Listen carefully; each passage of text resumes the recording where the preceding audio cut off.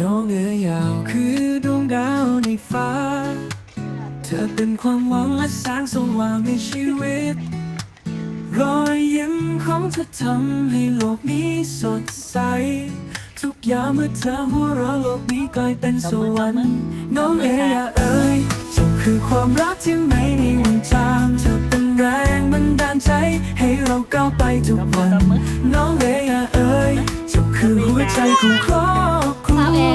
เธอเป็นความสุขที่เรามีทุกวัน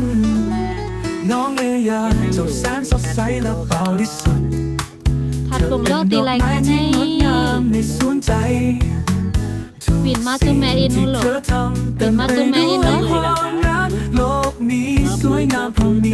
สาวไต้อ่อนค่ะ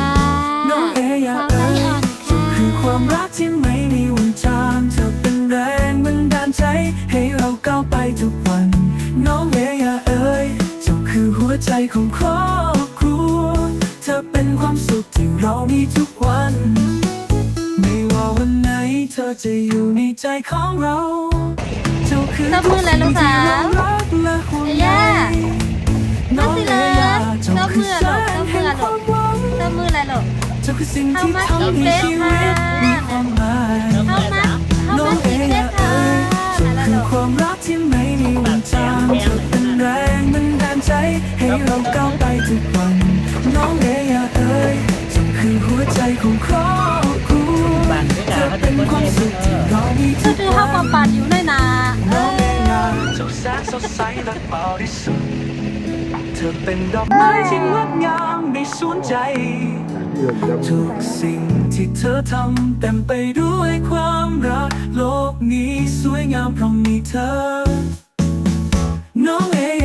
ยเจ้าคือหัวใจของครอบครัวเธอเป็นความสุขที่เรามีทุกวัน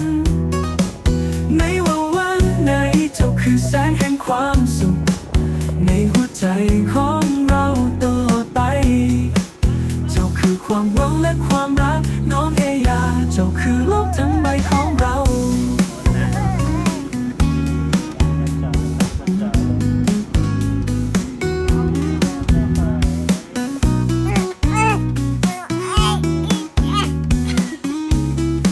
ไปบ้านลูก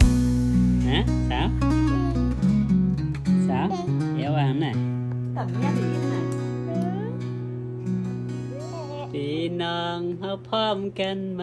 าและเธอต้อยเฮาขึ้นเยิน